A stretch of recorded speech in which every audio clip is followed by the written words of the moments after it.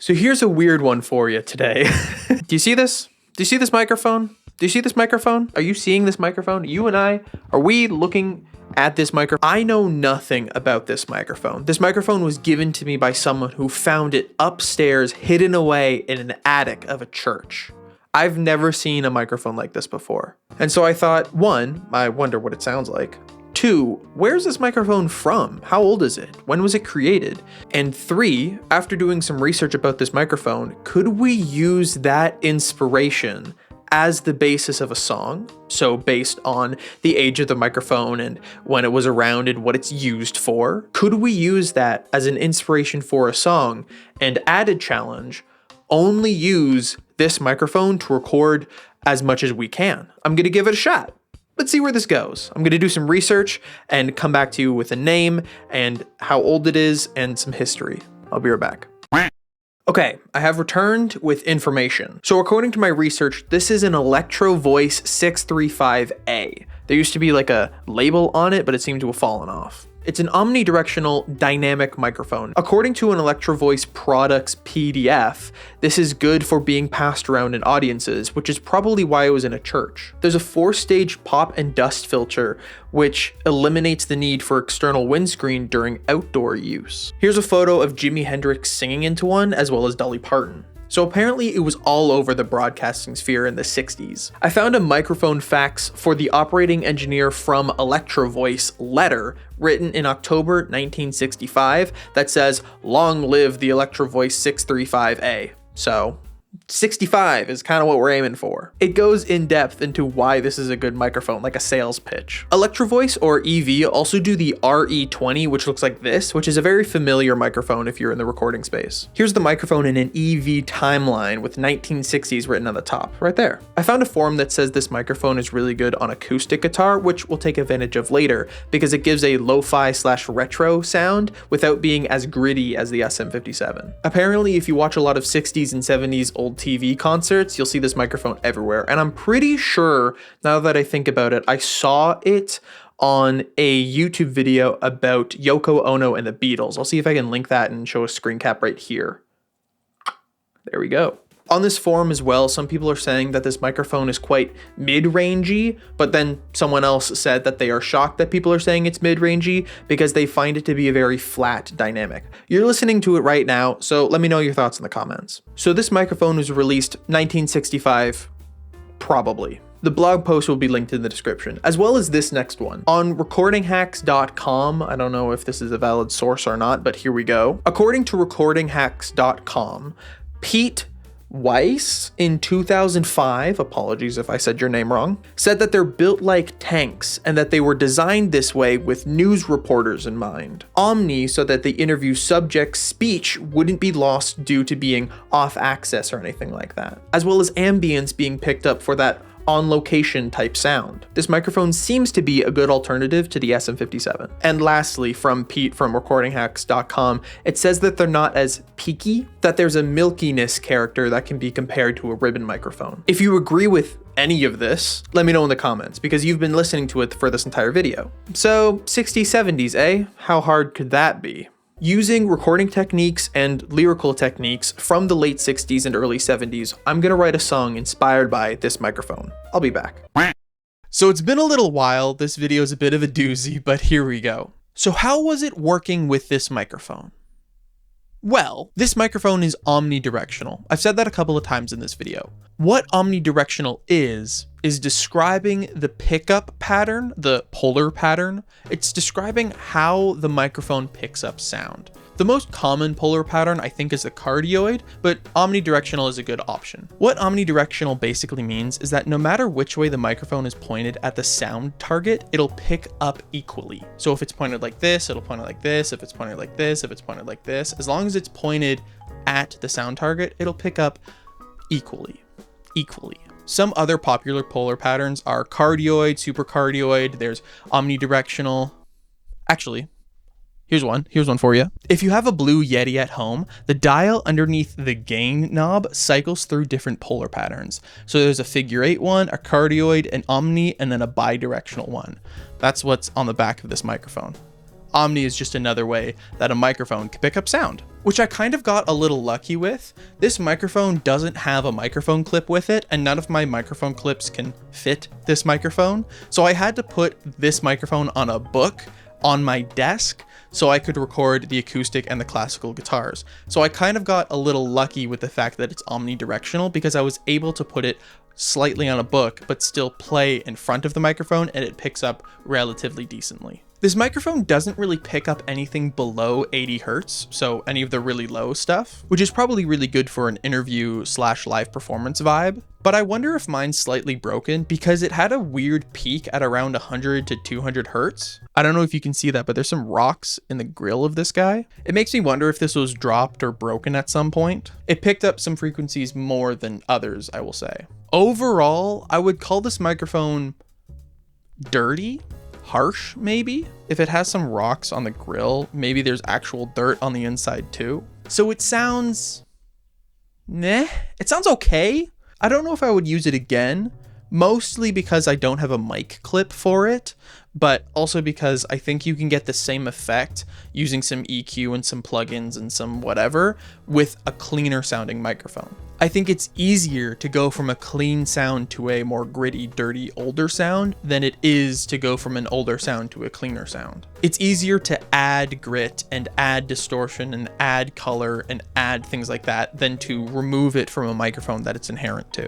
One of the things that I tried to do while recording the song was pretend that everything was tape. In other words, I tried to record everything in one take. As I was recording, if there was something minor or small that I missed while playing, I kept it in, and I only restarted the take when I did something major like miss a chord or miss a transition. So everything you'll hear is me trying to get it in one take. Back in the late 60s and early 70s, everything was still being recorded to tape, so I didn't want to run out of tape. So each take had to be done top to tail. On top of this, as I was mixing, I was pretending that I was in a big studio with a big console. So all the plugins I used were emulations of real analog gear. It's at this point in the video that I want to talk about Analog Obsession. These are plugins that are emulations of analog gear. And all of these plugins were done by Analog Obsession. Their Patreon and their plugins will be linked in the description of this video. I highly recommend you check them out. I highly recommend you support them financially because they make really good plugins, and I will definitely be using some of these on some future mixes that I'll be doing. So a big shout out to Analog Obsession. This mix would not have been possible if it wasn't for their free analog replication plugins that they provide. The SSL EQ emulation plugin was all over my tracks. The LA2A compressor emulation plugin was all over my tracks because I was using Analog Obsession's plugin to pretend that I had analog gear. And these plugins are free. You should definitely check them out, and you should definitely support Analog Obsession on Patreon. They make some really good stuff. All the links will be in the description of this video. I used their plugins to pretend my signal chain was that of a massive console. Because the song was aiming for that late 60s, early 70s vibe, and because I wanted to have a little bit of fun, I put Isotope's vinyl plugin on the stereo out because I wanted to add some vinyl sort of crackle and dirt and dust onto the song. The song itself already had that dirty, dusty quality, and putting the vinyl plugin at the very end was just the nail in the coffin. It was just kind of fun. You are going to hear drums in the song, and as you know, I do not have a drum kit in my bedroom. Thankfully, Logic has a built-in drum kit called the 60s Soul preset, which I used and then processed it through the same pretending I was mixing on an analog console. Maybe someday I'll have an opportunity again to record live drums, but for this case, I just used that plugin and it worked fine, I think. Alright, onto the lyrics and the song itself. When talking about the late 60s, early 70s, there's probably a lot of songs that came to your mind. There was a lot of songs that came to my mind. There's a lot of songs in the late 60s, early 70s. There's just a lot of songs. So I was drawing inspiration from 3 particular songs. Gordon Lightfoot's A Song for a Winter's Night, Gordon Lightfoot's Did She Mention My Name, and Simon Garfunkel's Mrs. Robinson. Specifically from A Song for a Winter's Night by Gordon Lightfoot, he uses a lot of object writing. What object writing is writing lyrics that appeal to your 5 senses. In A Song for a Winter's Night, he's writing about the candles burning low. He's writing about specific things that he's seeing and hearing. The smoke is rising in the shadows overhead. My glass is almost empty. I was inspired by the object writing of Gordon Lightfoot, as well as the setting, the winter night of Gordon Lightfoot from that song, in my song. And specifically for Mrs. Robinson, the way that Simon and Garfunkel use harmony when singing was also something that I was pulling from. They have really close-knit two-voice harmonies, which I was aiming for in the chorus of my song. Hi, it's Editing Ian, just jumping in really quickly because I forgot to mention something. One of the things that I was also inspired by that came from Mrs. Robinson was the fact that in the verses and the choruses, they're in two different keys. And I did the same thing in my song. The choruses are in A flat major and the verses are in F major, or if you have capo 1-1, the verses are in E major and the choruses are in G major. Okay, cool. Back to the video. I was going for that folk vibe, that classic folk feeling, and also that classic folk topic about missing someone that you really care deeply about, but not being able to see them just yet. So without further ado, here's a song that was inspired by this microphone. Take a listen.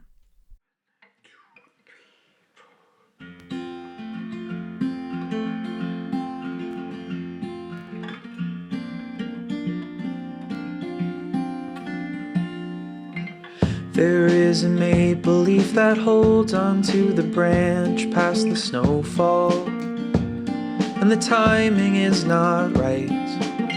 The old door creaks under the weight of the wooden frame that it resides in, and the hinges hold it tight.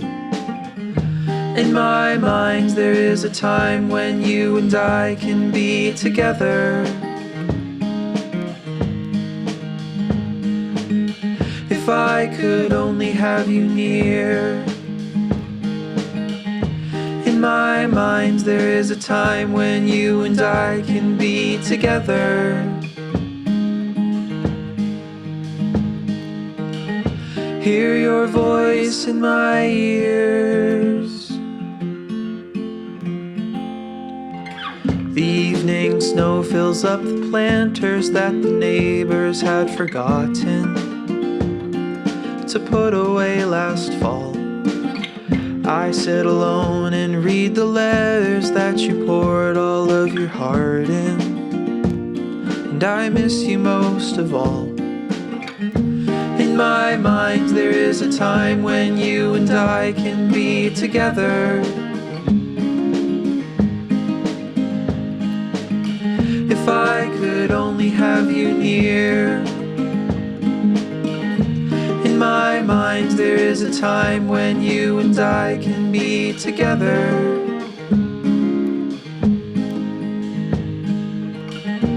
And the snow is clear. I'd wait 1,000 years. I'd wait even more,